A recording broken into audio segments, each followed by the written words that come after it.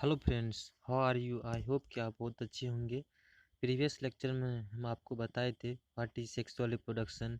Sexual reproduction को कैसे define करेंगे, सेक्सुअल रिप्रोडक्शन का क्या सिग्निफिकेंस है ना। उसके बाद आपको बताए थे कोई भी ऑर्गेनिज्म अगर रिप्रोडक्टिव फेज में आता है तो वो 3 स्टेज से गुजरता है: जुवेनाइल फेज, रिप्रोडक्टिव फेज, है ना। उसके बाद सेनेसेंस फेज। उसके बाद बताए थे event austere cycle and menstrual cycle. Austere cycle क्या है, मेंस्ट्रुअल साइकिल क्या है, ये आपको प्रीवियस लेक्चर में हम आपको बता चुके हैं। आज जो हम टॉपिक के बारे में बात करेंगे वो इवेंट इन सेक्सुअल रिप्रोडक्शन।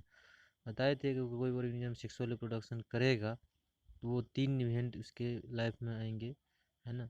मतलब रिप्रोडक्शन के दौरान 3 इवेंट होंगे: pre fertilisation event, fertilisation event, post fertilisation event. Pre fertilisation event में क्या होते हैं, फर्टिलाइजेशन में क्या होते हैं, पोस्ट फर्टिलाइजेशन में इवेंट में क्या होते हैं, ये आपको हम एक एक करके डिस्कस करेंगे अभी। तो सबसे पहले देखते हैं pre fertilisation event. Pre fertilisation event में पहला क्या है, गेमेटोजेनेसिस। दूसरा है गेमेट ट्रांसफ़र। वर्ड से पता चल रहा है गेमेटोजेनेसिस मतलब गेमेट का बनना, गेमेटोजेनेसिस मतलब फॉर्मेशन होना। इसके बाद है गेमेट का ट्रांसफ़र होना, जो गेमेट बनता है। आपको ये बताया था सेक्सुअल रिप्रोडक्शन में मेल फीमेल गेमेट इन्वॉल्व होते हैं, यानी मेल गेमेट फीमेल गेमेट दोनों फ्यूज करते हैं तभी जाके एक जायगोट बनते हैं, है ना। तो ये सब आपको बता चुके हो। तो आप जानते हैं व्हाट इज गेमेटोजेनेसिस। तो गेमेटोजेनेसिस मतलब the process formation of male या फीमेल गेमेट, है ना। तो वही बहुत लिखा हुआ है, the process of formation of, है ना, the process of formation of, the process of formation of male gamete male. अच्छा, गेमेट जो बनेगा, मान के चलो ये गेमेट बना, है ना, ये कोई गेमेट मतलब अंडाणु गेमेट है। तो ये गेमेट हो सकता है कि सेम टाइप का होगा, मेल फीमेल दोनों का गेमेट सेम टाइप का होगा, या ये हो सकता है गेमेट अलग अलग टाइप के, जैसे का एक गेमेट ये हो सकता है, ये गेमेट ये इस टाइप से हो। तो ये है, मान के चलो ये कि एक स्पर्म है, ये है ओवम का गेमेट। तो ये गेमेट अलग सब में जनरली देखने को मिलता है। तो होमोगेमेट या आइसोगेमेट, होमोगेमेट या आइसोगेमेट मतलब सेम टाइप का गेमेट हो, उसी को कहा गया है वहाँ पे होमोगेमेट या सिमिलर टाइप्स। अपीयरेंस मतलब the gamete similar in appearance can not categorise into male and female gamete. Example Cladophora. Cladophora क्या है, ये अलगी है ना। आपको पहले ही बताया। तो होमोगेमेट जितने अलगी होते हैं उस समय देखने को मिलते हैं। हेट्रोगेमेट, हेट्रोगेमेट सबसे बेस्ट एग्जांपल है कि ह्यूमन बींग्स है। ह्यूमन बींग्स में आपको पता है ये ओवम है और ये स्पर्म है, तो ओवम और स्पर्म दोनों अलग अलग होते हैं। तो इसका हेट्रोगेमेट का example, heterogamete two morphologically distinct gamete, मतलब देखने में जो हैगा वो दोनों अलग अलग टाइप के गेमेट होगा। एक गेमेट मोटाइल होगा और नॉन मोटाइल होगा। उसी को मेल गेमेट इज कॉल्ड एंथ्रोजोइड या स्पर्म, है ना, एंथ्रोजोइड या स्पर्म। मेल को स्पर्म, ये मेल गेमेट मोटाइल होता है, फीमेल गेमेट नॉन मोटाइल होता है ह्यूमन के केस में। अब हम लोग बात करते हैं सेक्सुअलिटी इन ऑर्गेनिज्म। एनसीईआरटी में एक टॉपिक दिया है छोटा सा, सेक्सुअलिटी इन ऑर्गेनिज्म। ये गेमेट के बेसिस पे, रिप्रोडक्शन करने के योग के बेसिस पे यह है। सेक्सुअलिटी इन ऑर्गेनिज्म मतलब बात करा जाए कि हम लोग इस वर्ड को बहुत आज ही क्लियर कर लेंगे, कन्फ्यूजन वाला वर्ड है कि मोनोसियस क्या होता है, डाइसियस क्या होता है, बाइसेक्सुअल क्या होता है, यूनिसेक्सुअल क्या होता है ना। इस वर्ड को आज क्लियर कर लेना है, आज के आज। तो मोनोसियस प्लांट क्या होता है, डाइसियस क्या होता है, बाइसेक्सुअल क्या होता है, यूनिसेक्सुअल क्या क्या होता है ना। इसको आज क्लियर करना। देखिए यहाँ मोनोसियस लिखा हुआ है, तो इसका मतलब इसको अपोजिट में हम लोग से चलाना है कि ये बाइसेक्सुअल इसी को बोला जाता है।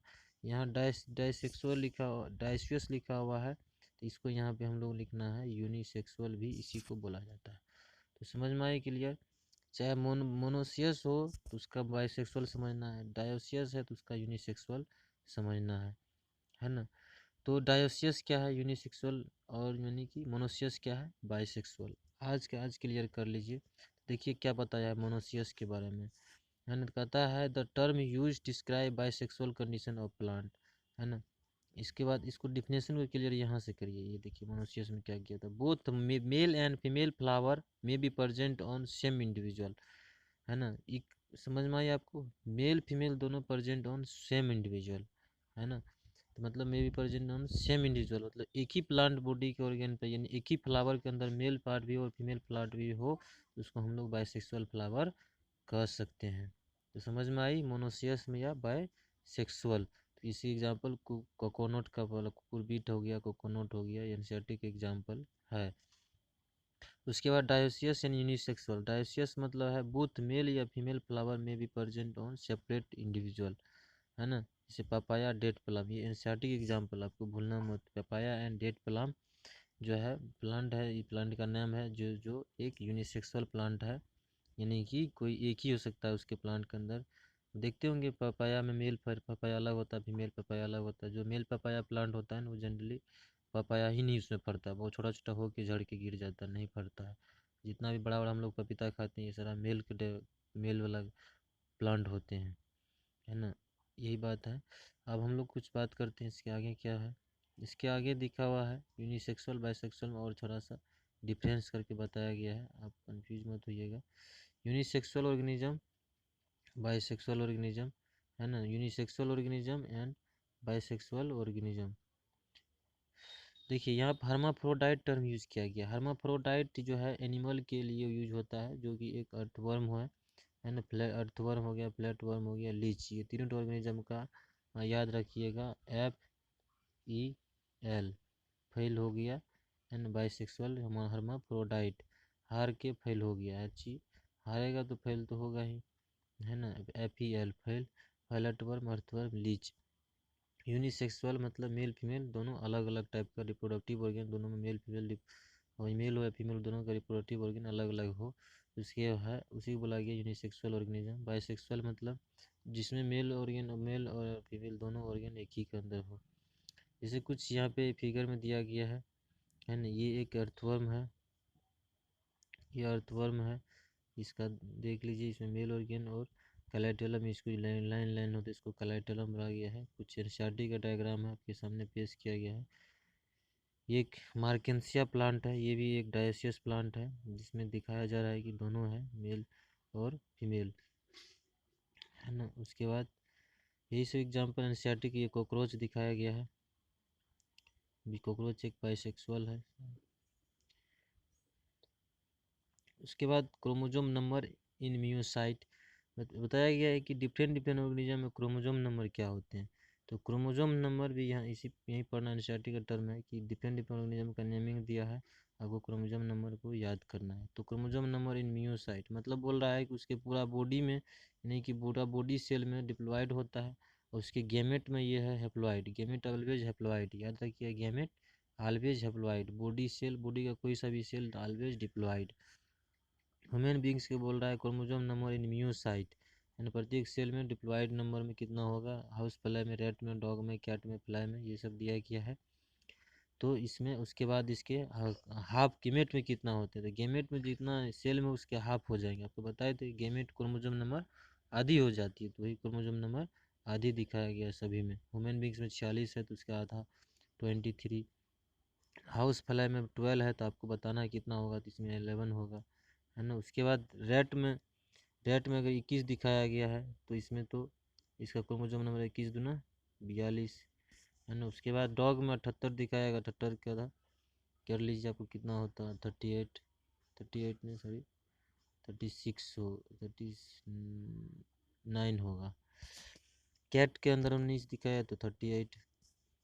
तो ये सबको आप करके याद करिए कि यहाँ सबसे इम्पोर्टेंट लाइन पूछा जाता है कि आपको सबसे ज़्यादा क्रोमोसोम नंबर किस में होता है, इसको याद रखिएगा 1200, है ना, 1260 होता है।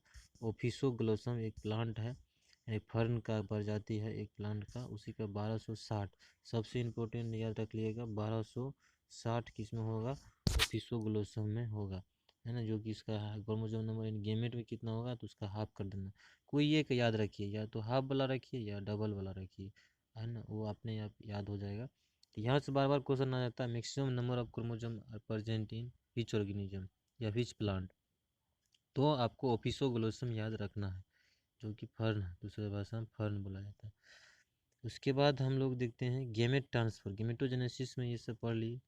गेमेट ट्रांसफर क्या होता है, तो गेमेट ट्रांसफर वर्ड से क्लियर चल रहा है, जो गेमेट बनेगा उस गेमेट का अब यहाँ पे ट्रांसफर होगा, है ना, उस गेमेट का होगा ट्रांसफर। तो majority organism male gamete is motile, where female gamete is sterile, अभी आपको जस्ट बताए थे जो भी स्पर्म है ये हम लोग का स्पर्म मान के चलो। स्पर्म क्या है, ये मोटाइल नेचर का होता है ना, ये मोटाइल नेचर का होता है। और ओवम क्या है, ओवम जो होता है, ओवम वो नॉन मोटाइल नेचर का होता है, नॉन मोटाइल नेचर का होता है। तो एक्सेप्शन फ्यू फंगस का कुछ अलगी का टाइप्स गेमेट मोटाइल होते हैं, एंड फीमेल गेमेट भी मोटाइल होते हैं। तो medium is required through which male gamete move, इसे बोला गया है कि मीडियम चाहिए इस गेमेट को मूव करने के लिए। In algae bryophytes and pteridophytes water is the medium for gamete transfer. तो देखिए जहाँ पे गेमेट जैसे कुछ केस में क्या होता है, मेल गेमेट मोटाइल है, जहाँ मेल गेमेट मोटाइल नहीं होगा तो वहाँ पे गेमेट को ट्रांसफ़र करने के लिए मीडियम की आवश्यकता होती है। जहाँ पे अगर जहाँ पे मेल गेमेट मोटाइल है वहाँ मीडियम की आवश्यकता नहीं होती है। जैसे कि ब्रायोफाइट हो गया, कुछ टेरिडोफाइट के प्लांट हो गया है, जैसे मार्केंसियाज बताए, फर्न बताए, ये सब क्या है, ये ब्रायोफाइट टेरिडोफाइट्स का ही तो प्लांट है। इस सब में क्या होता है कि वाटर की मीडियम की ज़रूरत पड़ती है फर्टिलाइजेशन करने के लिए, क्योंकि फर्टिलाइजेशन करेगा तभी तो जायगोट बनेगा ना। तो जो जो नॉन मोटाइल होता है, इसका गेमेट जो है मेल गेमेट नॉन मोटाइल होता है, इसलिए इसके वाटर की मीडियम की ज़रूरत पड़ती है to compensate loss of male gamete during transport number of. इसलिए इसमें जो है फेल्यूर के चांसेस ज़्यादा होते हैं, क्योंकि वाटर के द्वारा गेमेट जा रहा है, हो सकता है पहुँचेगा कि नहीं पहुँचेगा टारगेट ऑर्गेन तक, जहाँ पर उसको फर्टिलाइज करना है, फ्यूज करना है गेमेट के साथ, इसलिए इसमें लॉसेस ऑफ चांसेस ज़्यादा होती है। उसके बाद प्लांट के केस में ये कैसे होता है, कुछ प्लांट है जैसे कि एक ये भी एक इवेंट की बात किया गया, व्हाट इज पोलिनेशन। तो देखिए गेमेट का अगर ट्रांसफ़र होना, मतलब ये एक फ्लावर है, इस फ्लावर से गेमेट जाके ले जा रहा है, एक एजेंट के द्वारा जा रहा है, ये गेमेट नॉन मोटाइल एजेंट, जैसे कि ये हनी दिखाया गया, एजेंट के द्वारा जा रहा है दूसरे प्लांट के पिस्टिल पे, यानी कि अभी नेक्स्ट चैप्टर में इसी पूरा डिस्कस करेंगे व्हाट इज पोलिनेशन। तो इसके एक इसी प्रोसेस को पोलिनेशन बनाया गया है। तो pollen must be transfer from male part of flower यानी कि स्टामेन या anther to female part of flower यानी पिस्टिल या कार्पेल स्टिग्मा, इसी को बुलाया गया है पोलिनेशन। अब जो नेक्स्ट आते हैं कि व्हाट इज फर्टिलाइजेशन, क्योंकि आपको जस्ट पता है क्या, आपको हम जस्ट बताए कि अभी कि गेमेटोजेनेसिस एंड गेमेट ट्रांसफ़र, ये दो है प्री फर्टिलाइजेशन। अब जो है फर्टिलाइजेशन, उसके बाद पोस्ट फर्टिलाइजेशन, है ना, उसके बाद पोस्ट फर्टिलाइजेशन होगा। तो 3 तरह के इवेंट बताए हैं सेक्सुअल रिप्रोडक्शन में। तो फर्टिलाइजेशन का मतलब हो गया मेल और फीमेल गेमेट का फ्यूजन होना, इज कॉल्ड फर्टिलाइजेशन। तो stage sexual reproduction when gamete fuse, this first step is creation of new life. जब गेमेट फ्यूज करेगा तो उसके बाद न्यू लाइफ का बनना स्टार्ट हो जाता है यहीं से।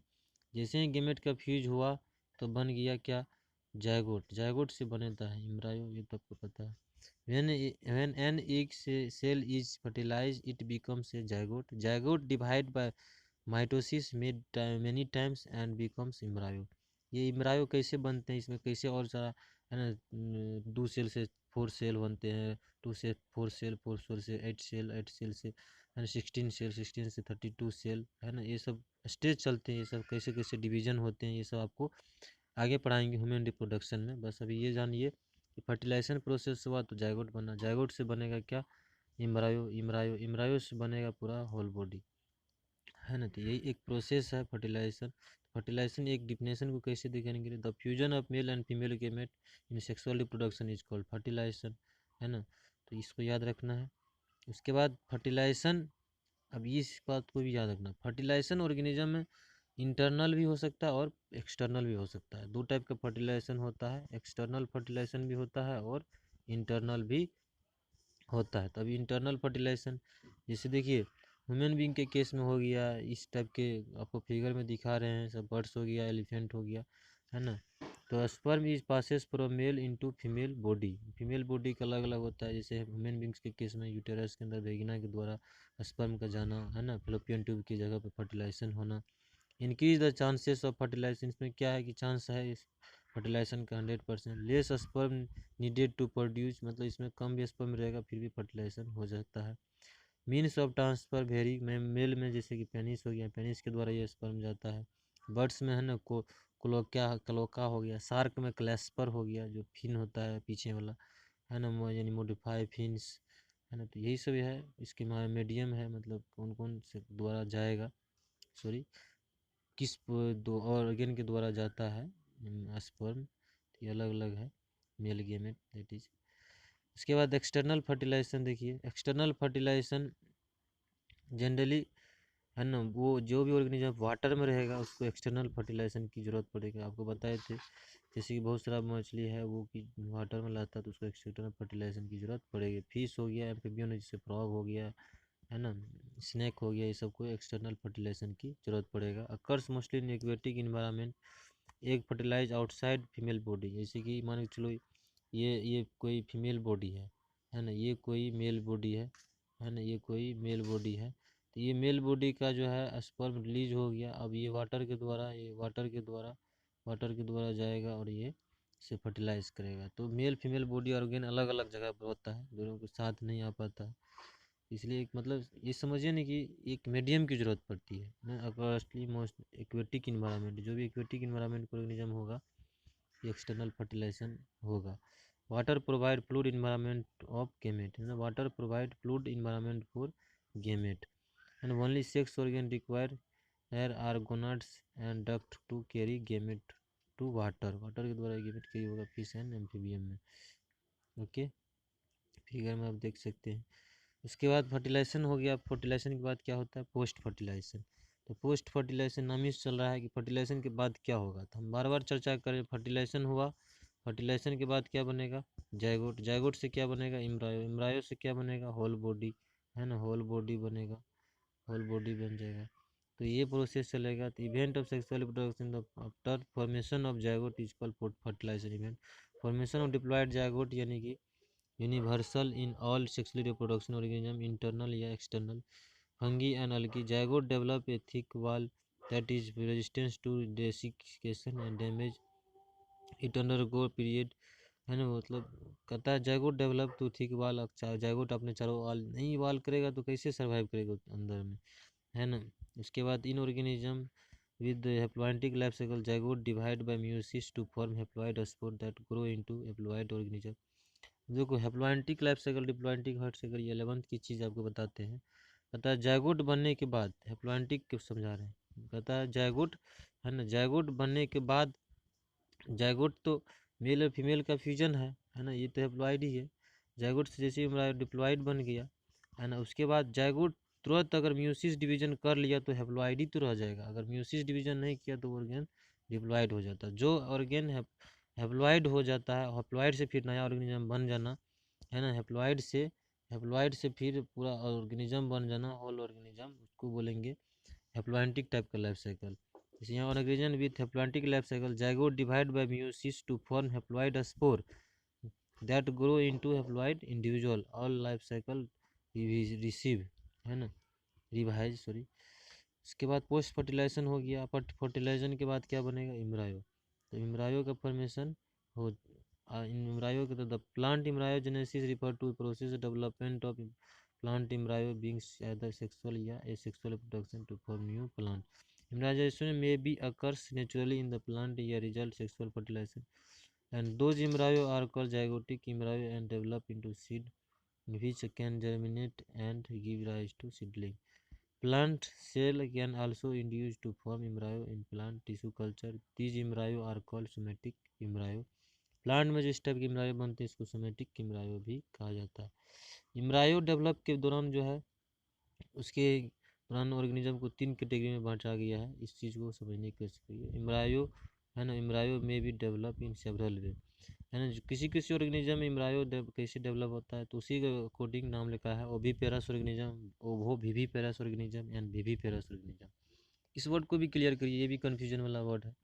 ओवो मतलब होता है एग, ओवो मतलब इग, पेरस मतलब जन्म देना, है ना। जिस organism egg develop into hatch from egg laid outside the mother body, कहता है जो ऑर्गेनिज्म एग से नया ऑर्गेनिज्म प्रोड्यूस हो जाता है उसी को बोला जाता है ओवोपेरस ऑर्गेनिज्म। और ओवो विविपेरस कहता है पहले तो वो अंडा था, फिर अंडा से वो, है ना, वो क्या बोलते हैं, ये एग से योंग बना और योंग के अंदर में फिर वो पूरा होल बॉडी डेवलप हुआ तो उसको वो विविपेरस, विविपेरस जो डायरेक्ट एग नहीं बना, डायरेक्ट, है ना, चाइल्ड बन गया, उसी को बोला गया है विविपेरस।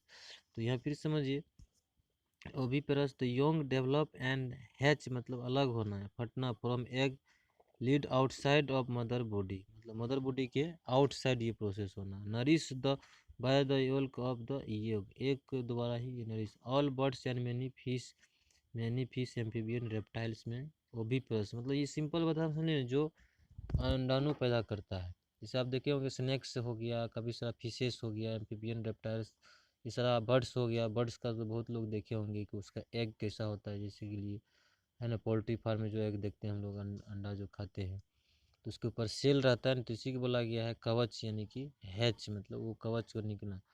और वो viviparous, young youngs develop and hatch from egg with in the uterus, तो ये यूटर आउटसाइड बॉडी की नहीं होगा। जैसे ये सब एग जो है, ये सब क्या होता है, घोंसला के अंदर होता है, लेकिन ये सब क्या अंदर यूटेरस के अंदर ही जो है ये बनेगा एग, लेकिन इसके अंदर में सेल तो होगा, लेकिन यूटेरस के अंदर है ना। Nourish by yolk of the egg certain fishes, shark and reptiles and many invertebrate, और वो विविपेरस जो डायरेक्ट अपने बच्चे को जन्म देती हो, वैसा ऑर्गेनिज्म इज कॉल्ड ओवो विविपेरस। जैसे कि मैमल्स हो गया है ना, प्लेसेंटा के द्वारा ये है ना बच्चे को अपना न्यूट्रिशन प्रोवाइड करते हैं।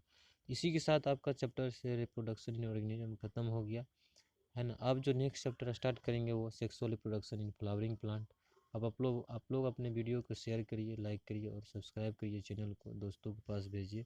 आप कोई सा भी बुक से चैनल क्वेश्चन बनाइए, आपका सारा क्वेश्चन बनेगा, चाहे नीट पॉइंट ऑफ व्यू को हो, बोर्ड पॉइंट ऑफ व्यू को हो, है ना, कोई सा भी क्वेश्चन बनाइए, आपका सारा कुछ भी पॉइंट स्किप नहीं करें, सारा चीज़ों को बताए गए हैं। आप ध्यान से एनसीईआरटी को पढ़िए और एक क्वेश्चन बनाइए, है ना।